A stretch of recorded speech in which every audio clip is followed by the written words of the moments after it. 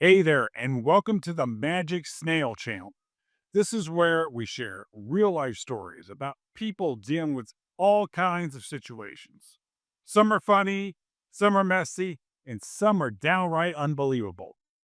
If you like hearing stories that feel real and keep you curious, you'll feel right at home here. So go ahead, like the video, and subscribe to the channel if you want more. We've got plenty of stories waiting for you. For 8 straight months, every attempt I made to get physically close to my wife was gently dismissed. She'd always offer some variation of the same reasoning. It wasn't my fault. She just hadn't been feeling like herself. Maybe it was hormonal. Maybe work was weighing her down. She wasn't really sure. What she did know was that the desire just wasn't there lately. At first, I tried to be understanding. I figured, hey, every relationship goes through ups and downs. It's normal to have off periods. So I backed off, kept calm, and did my best to be there for her. But when it dragged on for 8 months, that wasn't just a temporary low. It became the new normal. That's when other things started standing out. She was constantly on her phone, smiling at messages and tapping away like she was in her own world. The moment I entered the room, the screen would go dark. Her appearance changed too. Suddenly, she was dressing more provocatively, putting extra effort into her makeup, spending ages getting ready. Odd choices for someone who claimed she had no interest in physical connection. Everything turned upside down during a casual barbecue at a friend's place. We were standing by the grill just talking when he offhandedly mentioned seeing my wife at a bar downtown the Friday before. He said she didn't seem the least bit shy about attracting male attention. She was giggling, getting handsy with some guy, leaning in close like they were sharing secrets. The kicker? She'd told me she was spending a quiet night at her sister's. That's when the realization sank in. She wasn't lacking desire, she was just choosing where to direct it, and clearly, I wasn't on that list. I kept quiet that evening. No confrontations, no drama. Instead, I started paying attention. Every little lie, every made-up story, every time she said she'd be one place but ended up in another, I documented all of it. I watched how glued she was to her phone, how protective she became over her schedule, and how suddenly everything about her turned guarded and private. A week later, I suggested a dinner date, just the two of us. I figured maybe reconnecting would help spark something. Her answer came fast and felt scripted. Babe, I'm just not in that mindset right now. Still no interest. Can we just stay in and watch something instead? But just hours later, I watched her spend 2 full hours doing her hair and makeup to go out with her girlfriends. Short dress, high heels, full glam. For someone claiming total disinterest in romance, she sure didn't look the part. I started testing her. I'd suggest events or restaurants. She'd always decline. But when her friends asked her to the same places, suddenly she was eager and ready. The pattern became undeniable once I started looking closely. The final straw was a receipt I found tucked in her purse from a hotel bar downtown. It was from the same night she claimed to be exhausted from working late. The timestamp showed she was out past midnight. That night, as she slept next to me, I made up my mind. If she wanted to play games, fine. I'd play too. But I'd play smart. No more playing the clueless husband while she ran around behind my back. I saw two paths: continue accepting her lies, or stand up and uncover the truth. The old version of me would have sat down for a heart-to-heart, would have bought her excuses, would have tried to fix what she was actively destroying. But I wasn't that guy anymore. If she had no desire for her own husband, maybe it was time she had no husband to reject. When I woke up the next morning, I had a plan. I didn't want to confront her without proof. I wanted certainty. And once I had it, she was going to learn what happens when you deceive someone who's done being fooled. She didn't see it coming, but she was about to find out that some betrayals have a cost, and some husbands don't forgive being disrespected. That Monday, I made 3 calls that would set everything in motion. First, I called a private investigator. Then, a divorce lawyer. And finally, I contacted my bank. Finding an investigator turned out to be easier than expected. I read reviews, looked at credentials, and found one who specialized in domestic cases. I met him at his office and laid out the whole situation: her lies, the weird behavior, the bar receipt. He listened carefully, no judgment, and broke it down for me. Most cheaters think they're slick, he said, but they usually follow patterns. If she's not being honest about her intimacy levels and where she's spending her time, There's probably a lot more going on than she's letting on. I hired him immediately. His task was straightforward: follow her, take notes, and get me solid proof of what she was really doing when she said she wasn't in the mood for anything. My meeting with the attorney opened my eyes even more. He explained the legal side, what counted as evidence, how to cover my assets, and what steps to take to protect myself. If you're serious about moving forward, he told me, then you need to plan smart. Get documentation, protect your money. Don't let your emotions do the talking. That was the wake-up call I needed. I started locking things down, opened a new account at another bank, and rerouted my paychecks there, slowly over time so nothing looked suspicious. I wasn't hiding money illegally. I was making sure I didn't get blindsided financially. I also made copies of everything that mattered: financial records, insurance info, property titles, tax paperwork. I stored it all in a private safety deposit box she didn't know existed. If this turned ugly, I was going to be ready for it. 3 days after I hired him, the private investigator reached out with news I expected, but it still knocked the wind out of me. She's definitely not spending Friday nights at her sister's place, he began. This past week alone, she's hit up 3 different bars. Not once was she alone. Same guy every time. And it's obvious, they're way more than just friends. He forwarded several photos. There was my wife, the same woman who kept claiming she had no interest in physical closeness, sitting intimately beside some guy at a bar. One image showed his hand resting on her thigh in a way that left little room for misinterpretation. Another caught her leaning in, whispering into his ear while he smiled. But that wasn't even the whole picture. There's something else, the investigator added. She's visited his apartment twice this week, spent several hours there each time. I've got time-stamped photos of her going in and later coming out. I stared at my phone, feeling like the ground had dropped beneath me. This was the same woman who avoided kissing me goodnight, who brushed off every gesture of closeness with claims that she just wasn't in the right headspace. Yet here she was, clearly making an effort, just not for me. My attorney had warned me to stay level-headed, not to let emotions cloud my judgment. And oddly enough, I didn't feel rage. What settled over me was a cold, steady sense of understanding, the clarity you feel when you realize you've been lied to by someone who thinks you are too naive to catch on. I called the investigator back without hesitation. I want a full report, I told him. See if you can dig into her phone history, get more visuals, build out a detailed timeline of her movements. I want to know exactly what she's been doing, and when.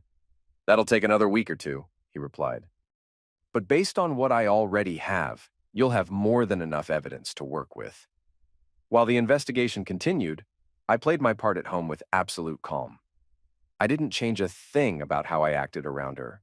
No pointed questions. No signs that I suspected anything. When she claimed she was heading out for a girls' night, I simply smiled and said, "Enjoy yourself." Meanwhile, I knew full well who she was meeting, and where.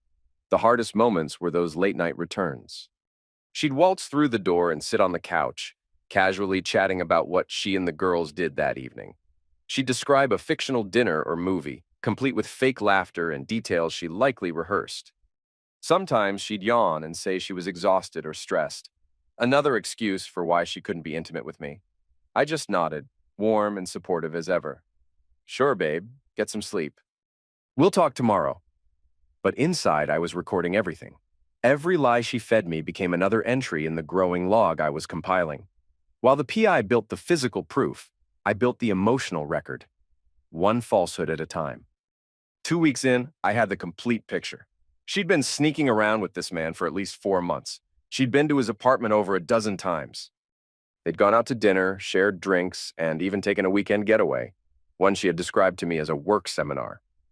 The woman who claimed to be too drained for her own husband was, in reality, juggling a secret affair.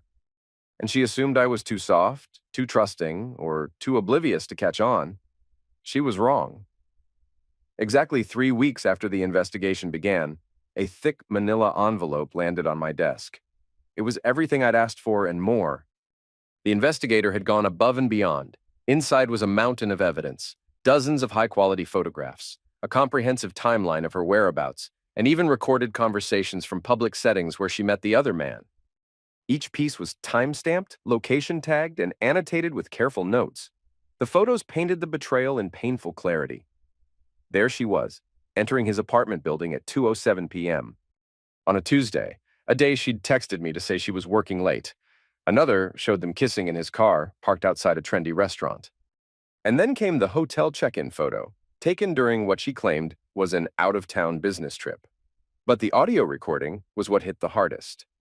The investigator had tailed them to a quiet coffee shop and managed to record their conversation from the table next to theirs. I plugged in my earbuds and hit play.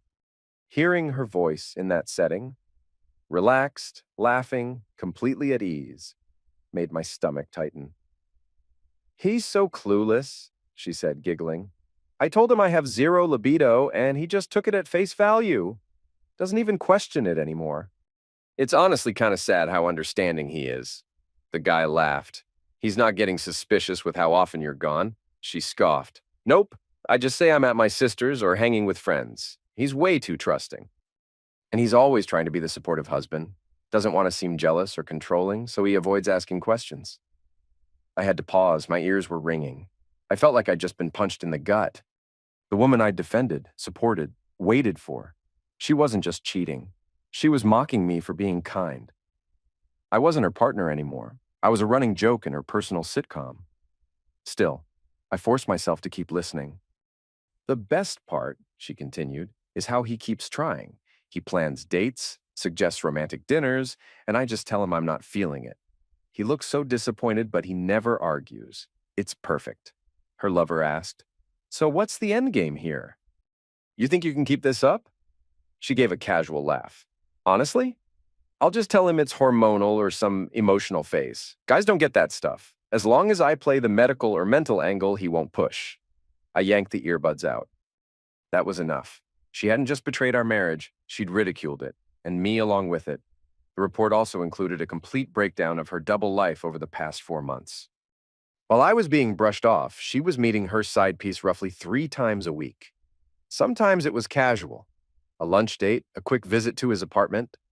Other times it was longer, overnight stays disguised as business travel or family obligations. It wasn't random, it was orchestrated, planned, deceptive by design. This wasn't just infidelity. This was a masterclass in deception. She didn't simply stray from our marriage. She carefully wove a web of lies, convincing me that I was the problem for still wanting to be close to my own wife. I spread out the photographs across my desk like puzzle pieces, each one a painful fragment of a truth I could no longer deny. Staring back at me was proof, unmistakable and raw, that her desire hadn't disappeared. It had just found a new direction, and it sure wasn't toward me. My lawyer had warned me this day would come. "Once you get confirmation," he advised, "don't make decisions based on anger. Step back. Think. Then act strategically, not emotionally." I took that advice to heart. After reviewing every photo and document, I carefully returned them to the envelope and locked it away in my private deposit box. Then I went home like it was any other day. When she asked about my afternoon, I said it was uneventful. When she casually mentioned another night out with her sister, I smiled and said, "Enjoy." But in my head, everything had shifted. The evidence was there, images, audio, and a timeline that shattered every lie she'd fed me for months. I had already spoken with a lawyer, moved my money into a separate account, and created a solid legal buffer. I wasn't just gathering proof.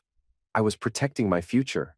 She thought she held all the cards in some clever little game, but she didn't realize the rules had already changed. While she was out pretending to be something she wasn't, I sat at home that night and reviewed everything once more. The photos, the timeline, her voice on that recording. I wanted to absorb every single detail before making my move. In those images, she didn't look distant or unwell. She looked vibrant. She laughed. She leaned in. She beamed like a woman enjoying herself without a single care. This wasn't someone dealing with health problems or emotional burnout. This was someone who had made a conscious decision to prioritize someone else over the life we built. And she was about to find out that choices come with consequences, especially when those choices involve betraying someone who loved her unconditionally. For 8 long months, I had been the guy who gave her space, who tried to be supportive, who kept believing that her distance was about stress or hormones. But every man has a breaking point, and I had officially reached mine. I waited until Friday night to confront her. She had just gotten back from one of her regular girls' nights, repeating the same tired routine, sighing, rubbing her temples, claiming she was exhausted and overwhelmed. It was the perfect setup. Hey, I said, settling into the chair across from her in the living room. Can we talk for a few minutes? I've been thinking a lot about our relationship. She glanced up from her phone, probably bracing for another awkward conversation about our intimacy drought. Of course, she replied, acting casual. What's on your mind? I reached for the folder I had prepped earlier that day. Well, I began, keeping my tone calm. I've been concerned about the way things have been between us. 8 months is a long time to go without physical closeness. So I started looking into it, reading up, researching the causes. Her expression softened. She must have thought I was going to suggest therapy or ask about seeing a doctor. That's really thoughtful of you, she said gently. I found some patterns, I continued, flipping open the folder. For instance, women who completely lose their libido typically don't spend 3 nights a week at downtown bars with the same man. The color drained from her face. She sat up, now alert, but I didn't stop. I laid the first photo on the table in front of her, a shot of her and her affair partner sharing a drink, his hand tenderly placed over hers. This one was taken last Tuesday, I said. That same night you told me you were too exhausted for anything because of a late night at work. She stared, stunned. Her mouth opened slightly like she was trying to form a sentence. I can explain. No need, I cut her off, already placing the next photo down. This one of them kissing inside his car. That was Wednesday night. You said you were having dinner with your sister. One by one, I laid the photos down like a prosecuting attorney. Each one was a visual contradiction to the lies she'd repeated so casually. I watched her breathing speed up, her composure slipping. Oh, where did these come from? She finally asked, her voice strained. I hired a private investigator 3 weeks ago, I said evenly. Turns out women with zero libido typically don't check into hotels with men who aren't their husband. I placed the hotel photo on top of the pile. Her hands began to tremble. But what really stood out, I added, pulling out my phone, was something he recorded at a cafe near 5th Street. I hit play on the audio. Her voice came alive in the room, clear as day, as she laughed about how easy it was to fool me. I heard her say how pathetic I was for buying into her story, how she used my trust like a shield to do whatever she wanted. She turned pale. You recorded me? No, I said calmly. You recorded yourself in public, loud enough for a stranger to hear.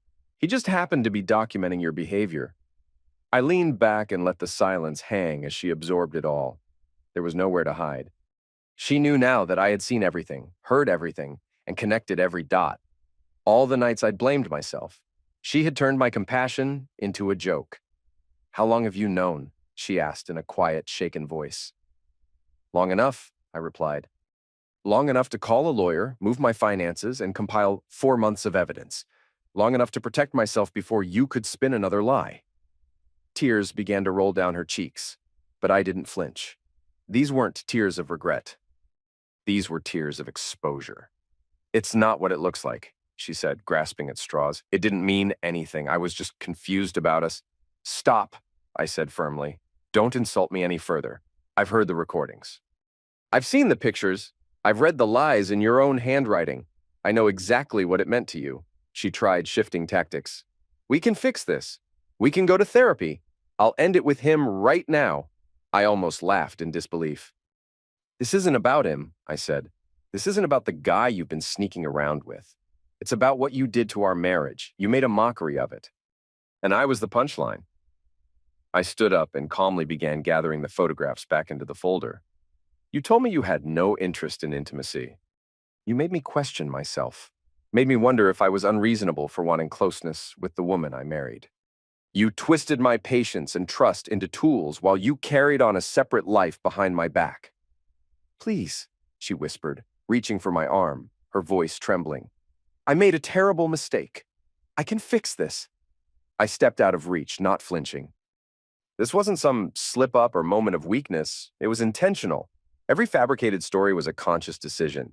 Every time you turned me away while sneaking off to be with him, that was deliberate.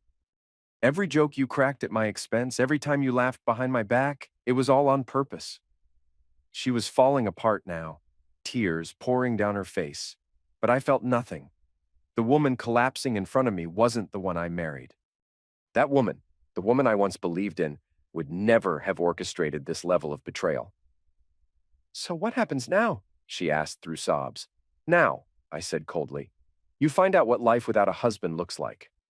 You wanted to keep your lover while enjoying the benefits of a loyal husband, the one who paid the bills, kept quiet, and never dug too deep. But you don't get both anymore. I walked toward the door, pausing just long enough to deliver the final blow. My attorney told me I have more than enough for the divorce. All the documents are ready. The money's been moved to a new account. Since your boyfriend's been enjoying what should have been mine, maybe he can start paying for your lifestyle too. You can't just walk out like this, she snapped, rising to her feet. This is our home. No, it's not, I said without missing a beat. It's my house. Bought it before we were married. The deed's in my name, verified by my lawyer. This was never ours. It was mine the whole time. The look on her face was pure disbelief. For the first time, she realized she'd miscalculated. She thought she had power, but she didn't even understand the playing field. I gave you everything, I said quietly. My loyalty, my patience, my support, all while you made me feel like I was asking for too much. I believed your lies, defended your excuses, and convinced myself that your distance was my fault. I reached for the doorknob. But your biggest mistake? You thought I was too blind, too soft, too naive to catch on. You misread the man you married. Some people you can manipulate. I'm not one of them. But I didn't leave right away. I sat back down and watched her unravel. The woman who'd been confidently orchestrating her double life was now flailing, desperate, panicked, helpless. Wait, please, she said, scrambling for control. Just give me a chance to explain. I'll end things with him. I'll delete his number. I swear I'll cut off all contact. I stared at her like someone listening to a bad sales pitch, unimpressed and unmoved. You really think he's the issue here? I asked flatly. You think that if you just block his number, all of this disappears? She nodded frantically, grasping at any hope. Yes, I wasn't thinking clearly. It meant nothing. I just got caught up in something stupid. Nothing? I cut in sharply. You think 4 months of secret hotel meetups, whispered lies, and mocking your husband behind his back adds up to nothing? Every time you came home and smiled in my face after spending the night with him, that meant nothing? Her face fell apart. I didn't mean what I said to him. I was just trying to seem cool. So let me get this straight, I said slowly. You were lying to him about how you felt about lying to me? That's your defense? She began pacing the room, voice cracking as she tried to regain her footing. What do you want me to do? Tell me how to fix this. I'll do anything. You can't fix this, I said, emotionless. You're not dealing with a problem. You're facing the consequences of your actions. I pulled out my phone, opened my banking app, and showed her the screen. You see this? That's my new bank account. All my income is now directed there. The joint account has just enough to carry your expenses for the next 30 days. She gasped, blinking at the screen. You can't be serious. I need access to our money. Our money? I raised an eyebrow. I've been the only one earning it while you've been busy elsewhere. Why should I keep funding a life I've been excluded from? She sank onto the couch like the air had been sucked from the room. This is crazy. You're going nuclear over a mistake. A mistake? I nearly laughed. You want to know what a mistake is? A mistake is forgetting an anniversary, sending a message to the wrong group chat. What you did was premeditated. You didn't stumble into this. You built an entire alternate life, and I was just the fool paying for it. I walked to the window and stared out, gathering my breath before turning back. You know what's pathetic? If you'd been honest with me, if you'd told me you weren't happy, we could have worked through it, or ended things respectfully. But instead you lied. You fed me the story that I was the problem. I never said that, she whispered. You didn't need to, I replied. Every time you turned me down and claimed you weren't feeling it, you implied that wanting my own wife made me needy or selfish. You chipped away at my self-worth, and you never even noticed. She went silent. For the first time, the reality of what she'd done seemed to register. How long have you been planning this? She asked, her voice faint. Planning what? I said. The background checks, the financial separation. The divorce filing? She didn't answer. She didn't have to. I started preparing the day I realized something was off. The difference between us, I confronted the issue. You ran from it and sought comfort in someone else. You wanted escape. I wanted truth. Her phone buzzed on the table. She glanced at it instinctively, then flipped it over quickly. Too late. I saw it. Let me guess, I said, eyes narrowed. He's wondering why you're not texting back tonight. She didn't answer. She didn't have to. Here's how this plays out, I said, sitting again with the calm of a man who'd already won. My lawyer's filing on Monday. The case is strong. The evidence is stacked. You'll leave with what you brought into this marriage. Everything else stays with me. Her voice cracked again. Where am I supposed to go? I didn't hesitate. Why don't you ask your boyfriend? He's enjoyed the perks for months. Maybe it's time he steps up and supports the lifestyle he's been sharing. Her face turned ghostly white. You don't get it, she said quietly. It wasn't serious with him. We never talked about anything deep. I stared at her, my voice cold and steady. So you're telling me the guy you've been seeing 3 times a week for 4 months, the same one you've been sleeping with while shutting me out, never once discussed anything meaningful with you? She lowered her eyes, staring into her lap. It was just fun, she mumbled. I didn't mean for it to get messy. Well, I said, folding my arms, it's officially messy now. You can't have a husband for financial comfort and a boyfriend for thrills. At some point, you have to pick a lane. I turned toward the staircase. I'm going to grab a few things and check into a hotel tonight. You might want to use this time to think very hard about what happens next. Because come Monday morning, everything changes. Please, she called after me, her voice cracking. Don't do this. I love you. I made a huge mistake, but I love you. I stopped halfway up the stairs and turned. No, I said slowly. You love what I provided. You love the stability, the safety net. You love having someone reliable to pick up the pieces while you go live out some secret fantasy. But you didn't love me. If you had, you wouldn't have spent 4 months tearing me down while giving someone else everything you told me you didn't have left. As I continued upstairs, I heard her behind me.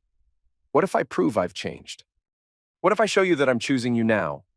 I opened the closet and calmly began packing. You've already shown me where your loyalty lies. Every time you lied, every time you disappeared and came back pretending to be devoted, that was your choice.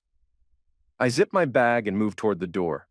The difference is, now you get to live with those choices, and I get to move forward without them. By 9 a.m. Monday, I was sitting in my lawyer's office. By 10, the divorce paperwork was officially filed. By noon, she was served, at her job. My investigator recommended serving her in public, and I saw the wisdom in that. She wanted attention and drama. Now she got it, front row. That day, she called me 17 times. I didn't answer a single one. What followed in the next few weeks exposed her true nature. Once she realized I wasn't coming back and that there was no chance at reconciliation, the apologetic version of her disappeared. In her place was someone angry, entitled, and arrogant. She hired a lawyer of her own and demanded half of everything, even the house she never paid a cent toward. But her attorney wasn't a fool. Once he saw the documented affair and financial dependency, he knew she didn't have a leg to stand on. Adultery backed by hard evidence doesn't play well in court, especially when paired with proof of manipulation. The turning point came during the spousal support hearing. She had requested temporary alimony, painting herself as the victim. But once the judge heard the recordings, her ridiculing my trust, laughing about how pathetic I was, he shut it down immediately. Turns out judges don't take kindly to people who manipulate and mistreat their partner, then try to cash in on it. Meanwhile, her fling crumbled in record time. Within 2 weeks of being served, her boyfriend ghosted her. Apparently, he liked sneaking around with a married woman, not supporting one. The moment she became single and emotionally needy, he bailed. She tried reaching out again, this time through mutual friends, claimed she had changed, claimed she wanted to fix things. I didn't respond, but I made sure those friends knew the whole truth. Not to smear her, but to protect them.